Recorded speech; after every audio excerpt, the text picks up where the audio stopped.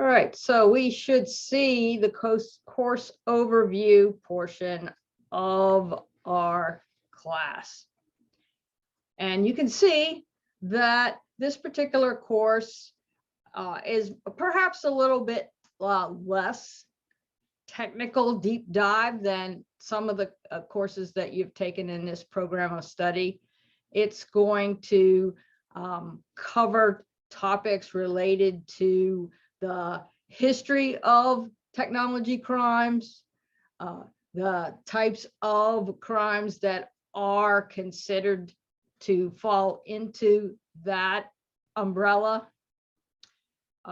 We're going to talk about some of the history of computer crime related to some of the very early days of technology crime that really began with the phone system and its burgeoning in the 1960s and then moving on into the 1970s and then forward. We'll look at some of the federal legislation that addresses various crimes in this category. We'll look at United States computer laws and then some state laws specific to North Carolina, our state, but we may also touch upon some other states that have been early adopters of legislation relating to technology crimes. We're going to take a look at organized crime and how they've infiltrated into and leveraged technology to sort of supercharge the efforts that the bad actor efforts that they pursue across the globe. We will move on and look at some evidence collection techniques, both evidence collection from operating systems, from networking devices, log files, and live data in transit, data in the RAM, volatile information that is on various devices. I guess you could call them all computers. It's just some of them are very special purpose computers. And then we will talk about expert witnesses and what actually defines an individual as an expert witness and their role as far as trial and depositions occur. We should have time to talk about some civil matters relating to computer crime and a very important topic, protecting children on the internet. Our textbook, I'll show it to you here, is Computer Crime Investigation and the Law. And it is a Cengage learning book, so that if you happen to have the Cengage Unlimited subscription used in other courses in the IT department, and in fact across Alamance Community College, you should be able to look up the book Computer Crime Investigation and the Law by Chuck Eastham and Detective Jeff Taylor, which we should be able to see right there. This book's also listed in the syllabus so that you can get the detailed information about it. So the Cengage Unlimited information is located here in your course overview portion of Moodle. Of course, announcements will be used by me to send out reminders, let you know about maybe some special activities that might be either happening across the school or specific to our IT department, and really just any other quick notes and reminders that I may want to send your way. Obviously, you found the link for the Zoom meetings, and as well as an invitation that I sent out to you. It's important that you attend this synchronous Zoom class session, because as far as Alamance Community College is concerned, it is a class just like a hybrid class would be a class, and attendance is taken and will be noted in the self-service system. Today, I will actually call out names for attendance, simply so that I make sure that I note everyone's first arrival into the class. But in general, I won't be taking time to call out names. Just so you know, make sure that when you sign into Zoom, use your real name or an identifiable name, and then I can always check the Zoom log to make sure that you attended a meeting. But for right now, I will go down the list of names, and you can just temporarily unmute your microphone. I think if you just hit the space bar and hold it down, you'll unmute for a transitory moment. So just reply back when I shout your name, and all will be well. So Tariq Blount. Here. Okay, very good. Ethan Chrisman.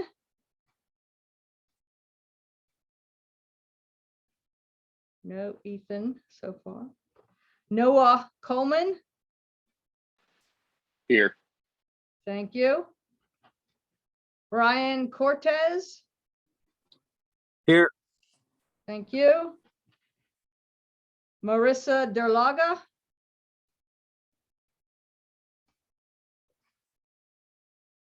Okay. Richard Grumeau. Here. Okay. Jesse Hudson. Here. Thank you. Jacqueline Lee. Here. Crew Morales. Here. Thank you. Trenton Pierce.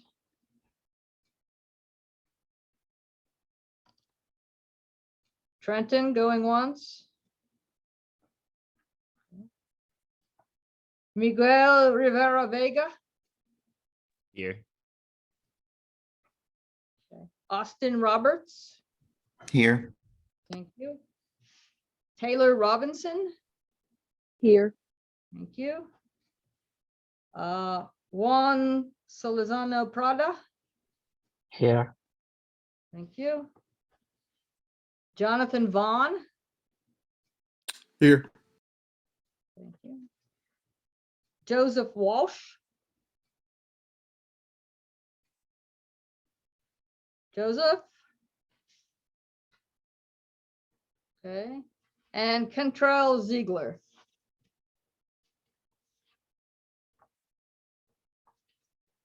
Kentrell. Okay. All right, so that will do for today. Now, our final topic will be the general navigation of the course and how you can stay on track and make sure that you get everything done that needs to be done. So you can see again the course overview section, And then down the left-hand column, you'll see contents. And right now you'll see course overview, the module 1, introduction to computer crime, and module 2, a history of computer crime in America.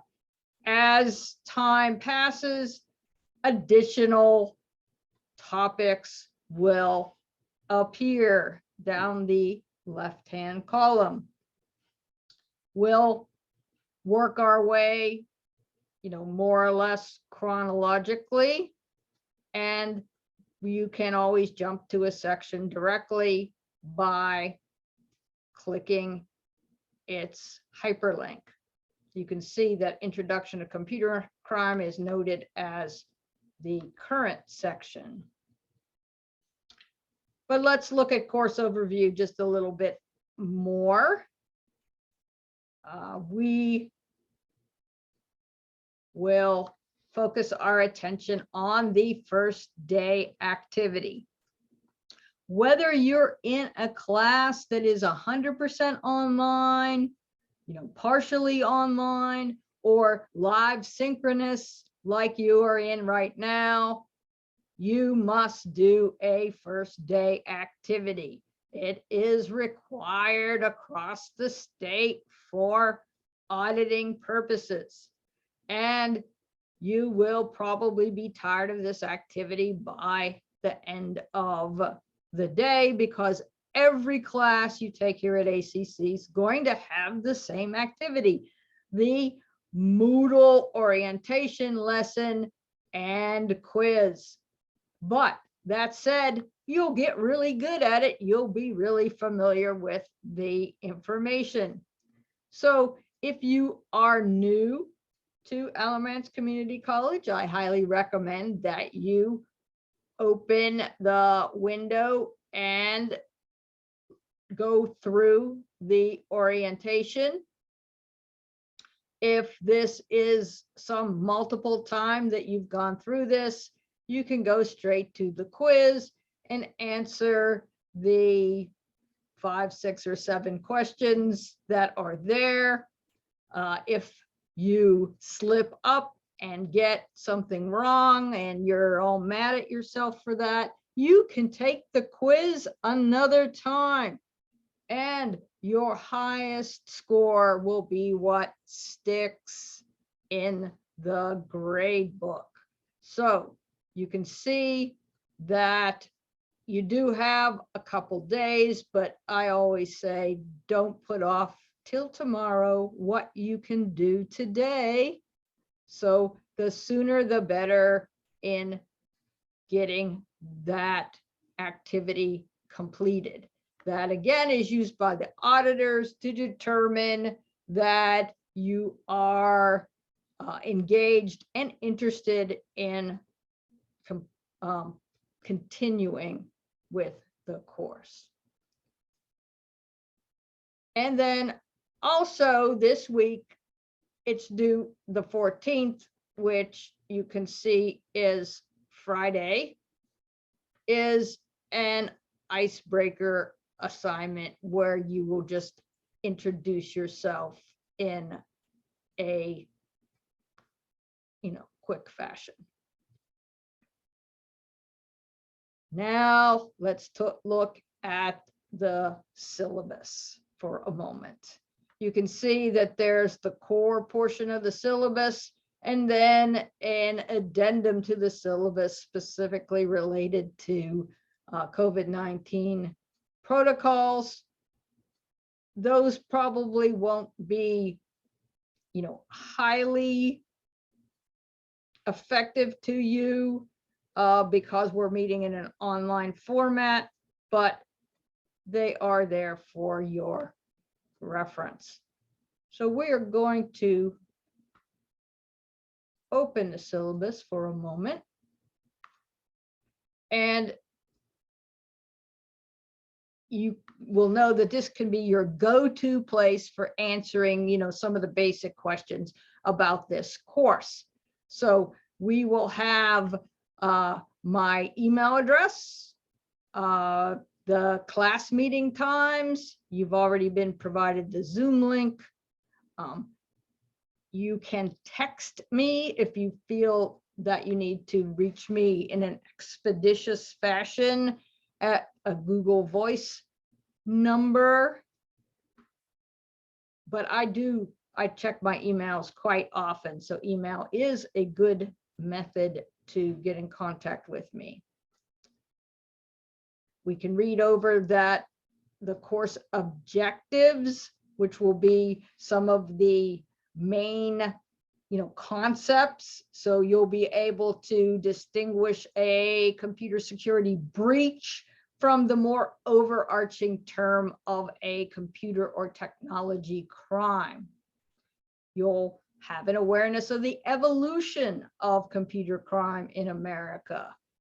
Understand the techniques and tools that criminals use to perpetrate these technology crimes. Important in any field, but specifically in the investigation arena, is documentation. So we will learn not only about evidence collection, but also about some formalized ways to document investigations.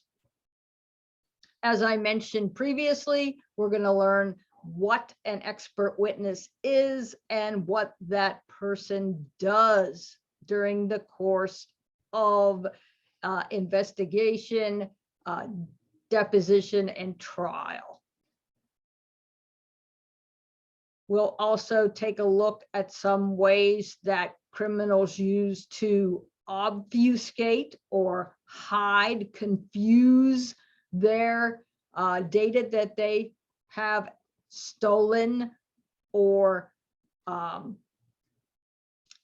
using in a improper way. We will use a couple tools to recover evidence.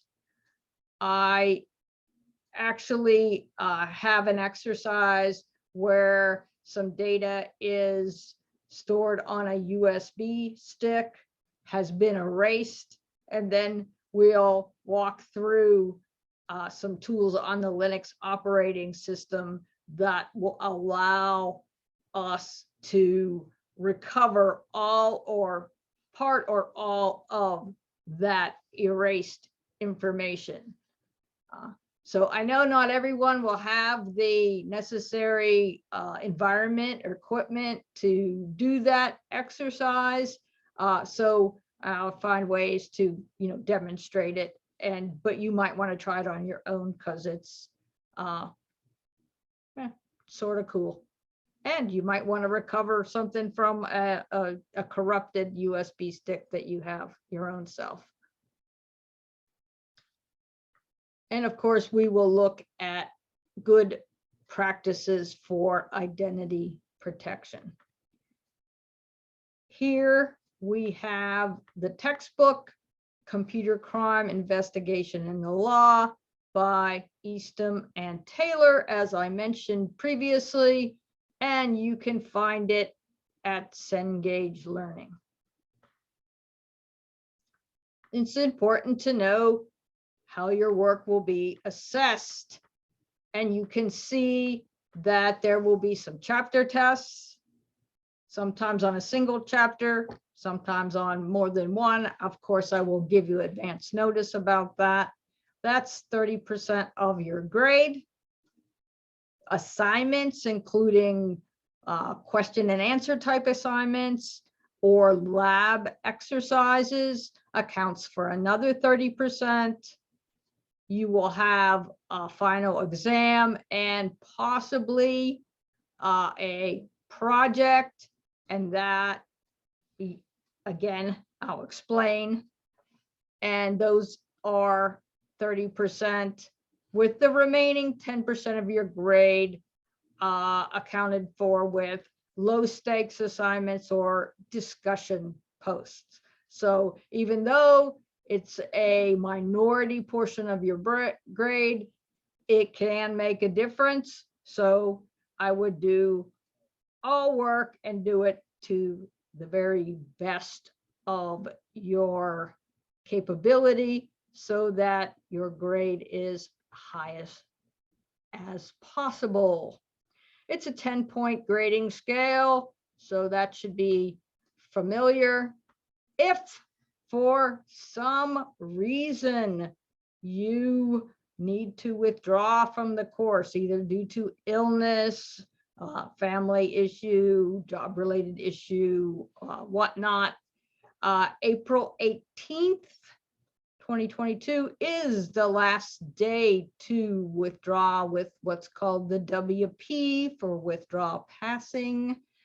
And if you want to pursue that route, you need to contact me ahead of April 18th, because paperwork and administrative stuff doesn't just happen. You need a little lead time.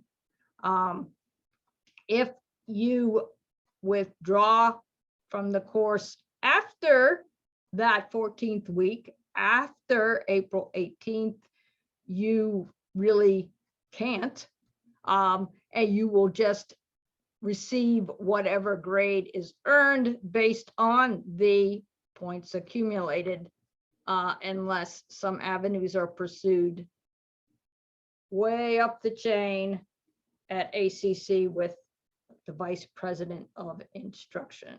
That would, you're in the hospital or some such thing, but you need either a family member or you needs to keep us informed. Okay, that's an important point to take away. I'm a fairly intelligent individual, but I'm not a mystic. So I don't know what's in your head unless you convey it to me. So let's keep communication channels open. Right. So again, attendance is important. If you miss these Zoom sessions, it is considered an absence. If for some reason you need to miss a session because of some life conflict, it would be nice for you to let me know ahead of time.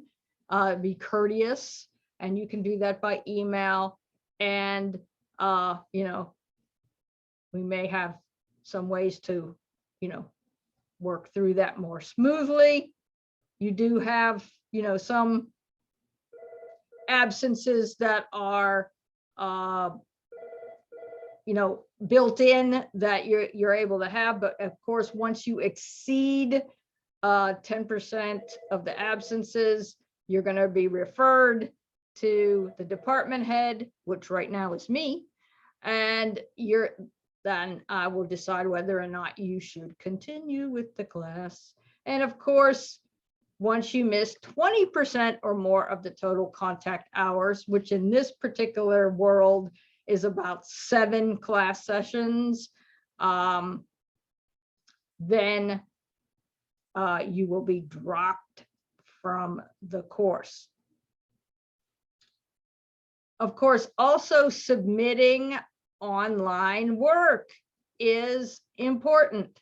So if you're keeping up with your work, there'll be a little bit more discretion possible regarding remaining in the class. All right, so I'm not going to read the entire syllabus to you. That would be a complete bore. So I will just refer the rest to you. Of course, we want you to do your work, okay? And that is the only way that you can benefit from the course. If your brother, cousin, mother does your work for you, that doesn't help you. So do your work to the best of your ability, and you will be, gauged on that process. You will find out if you're taking any other courses at Alamance Community College, especially online courses, that we are employing a tool called Proctor Track to monitor Proctor at least one assessment throughout the semester. Because we are meeting in this live fashion, I have to double check with my superiors whether that Proctor Track is still required. I may just require you to turn your camera on so that I can see that you are you, but keep alert on the fact that there may indeed be Proctor Track in use for this class. There's some online etiquette. There is information on Proctor Track, and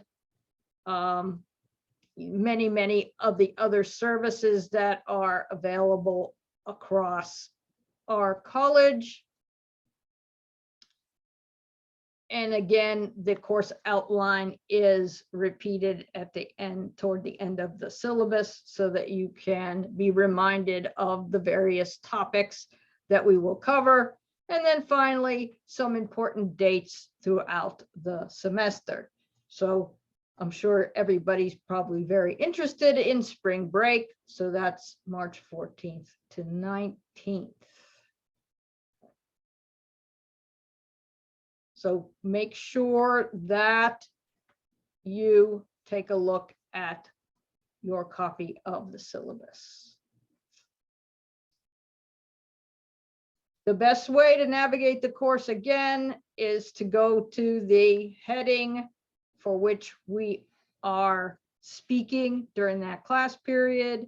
And then I will also make sure that you are aware of any assignments that will occur during that period of time. Do you have any questions? You can either put them in the chat box, or you can unmute if you want to ask me anything.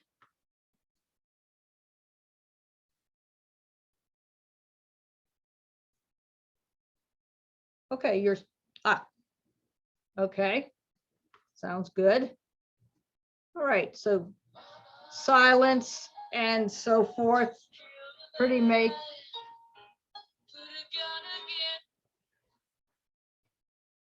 makes it clear that you understand what you are to be doing, and immediately it will be that entry assignment. And when you get time, how can you find the course in Cengage? Okay, that is a good question. So let's explore that. So we have, let's share my screen again. Oops. Share screen. All right. So we will get that out of the way. Let's go to Cengage Learning.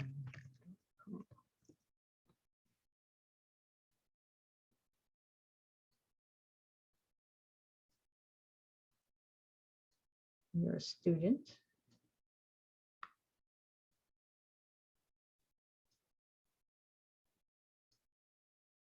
Okay.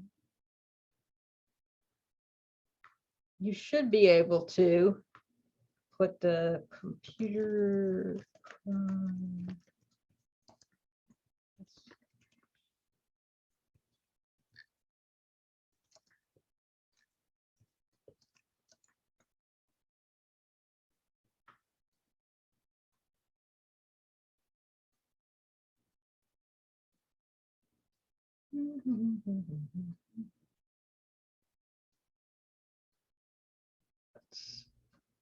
Well,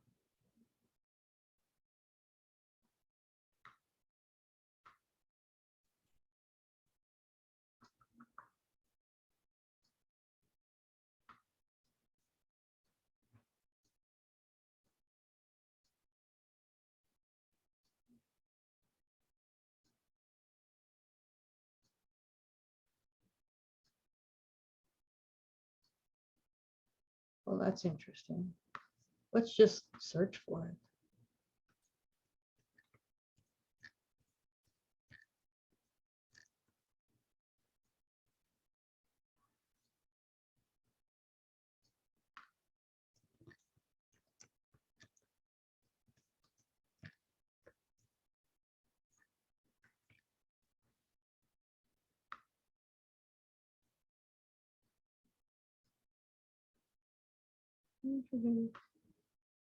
All right. Let's get rid of that. Come on. So there's the book right there.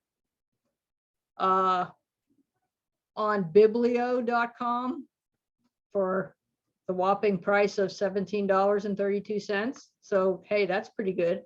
I actually don't use the MindTap portion of the Cengage material. So simply having the book, whether it's new or used, is fine with me. So biblio.com is one place you can go. There's also another called Abe Books. We can see if that, and we can put in EASTTOM.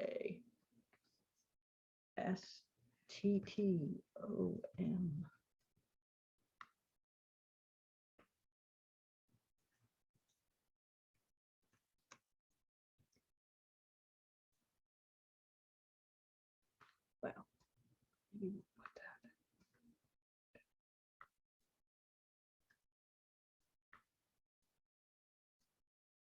There it is on Abe Books. Some really low prices there for some used copies of the book. Here is the exact cover of the book that I will use. So there's another possible place to get the book. And if you do not have the book on the first instance, on Wednesday, you won't be, completely at a loss. I'm going to walk down to the bookstore after this class ends and make sure that they have the book. So that's obviously that's one place that you can find the book. But those other two sites, biblio.com and abebooks.com, we see have the book available.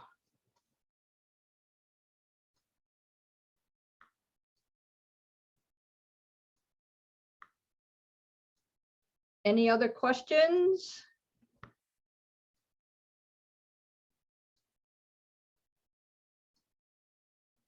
So that said, that will be all that I have today. So be ready on Wednesday. We will begin a discussion of computer crime, its definition, what separates a actual computer breach from the overarching term of a technology crime, and we'll hit the ground running. So thank you for your attendance, and we'll see you on Wednesday.